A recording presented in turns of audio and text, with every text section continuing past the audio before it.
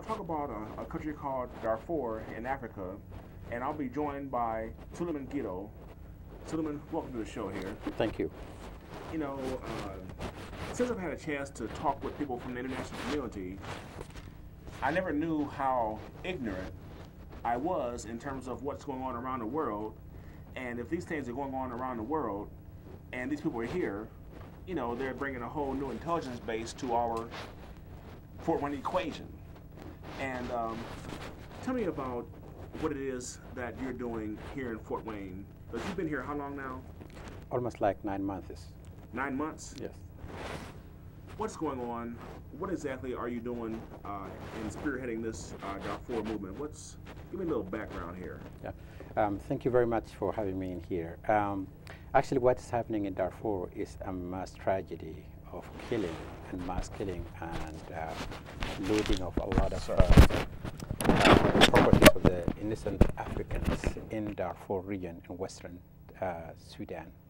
And what I'm doing is I'm just trying to raise the awareness of the American community to know what's happening abroad there in Darfur, and also try to provide whatever is necessary to those people who are in need in Darfur at that moment.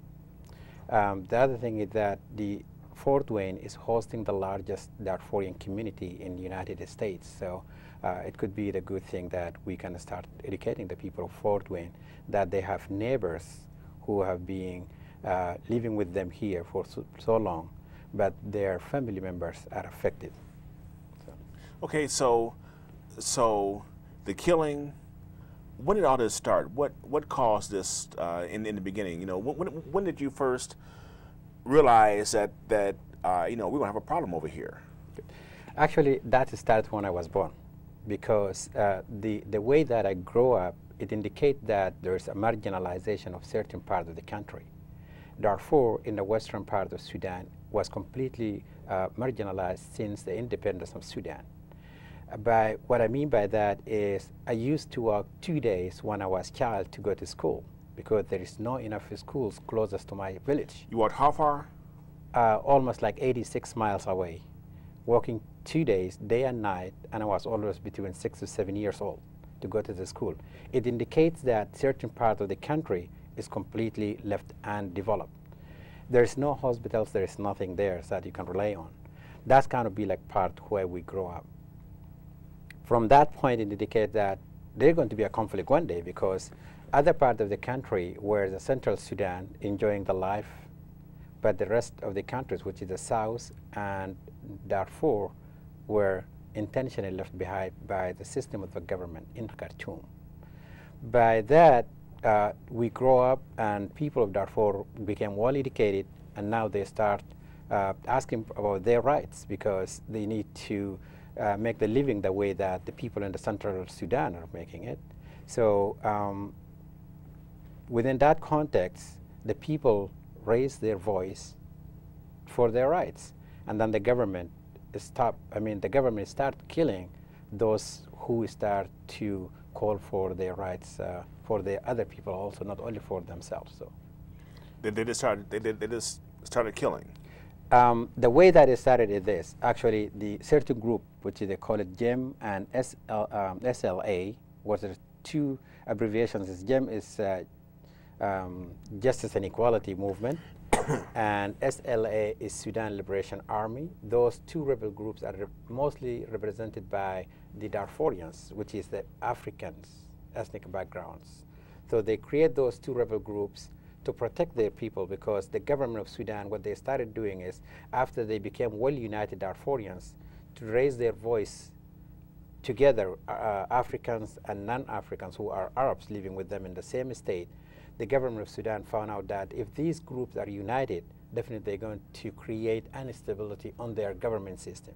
That's why they they work on the policy to divide those two groups to two, which they went back to the ethnic system. Like these are Arabs and these are non-Arabs. That's why they start killing themselves. And because for other reason is that the Arabs are dominantly nomads, while the Africans are the farmers. So that kind of tension created within the land, within the ethnics, that created tension. Then when the war started, the government support the Arabs. against the Africans, so that the Africans start to protect themselves. That's how the rebels come up. And now when the government is trying to crush the rebels, they recruit certain ethnic group, which is the Arabs, who are the nomad Arabs, supported, financed, trained, and well-equipped by the government military service and equipments to fight the Africans for two purposes on that. First purpose, reason behind that is the government is trying to crush rebels, but the reward for the Arab group was to get the land. So that's why the mass killing occurred in Darfur, where we know the estimates that almost like 400,000 people being killed, 3 million people have been affected, and 200 plus being refugees in Chad. Well, now who's supporting the Darfurians with arms? I mean, who's helping you? Actually, not me, because I myself am the director of Darfur Peace and Development, so I'm not engaged with this group at all. But who is supporting the rebels? This is a very key issue. When they started first, they started almost like 9 people.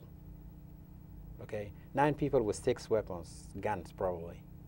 But after that, the people of Darfur gathering to support those. That's why they get the first support.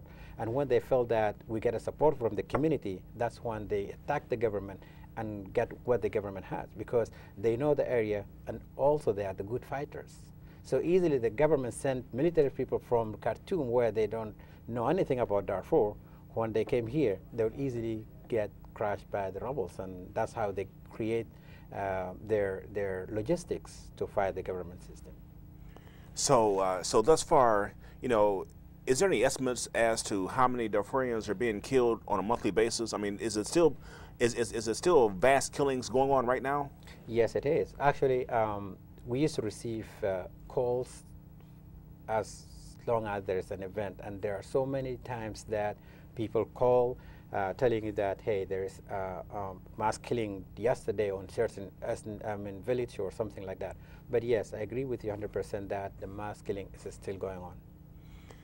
On the average, how many people are being killed on a monthly basis? Let's just say, I mean, you know, looking back over the past year or so.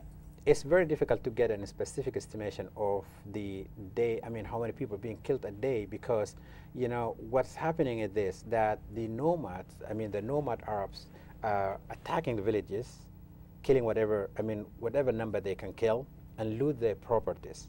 So it's very difficult to have an estimate for an average that a day. But between most conservative people say that it's almost like between 5,000 people a day.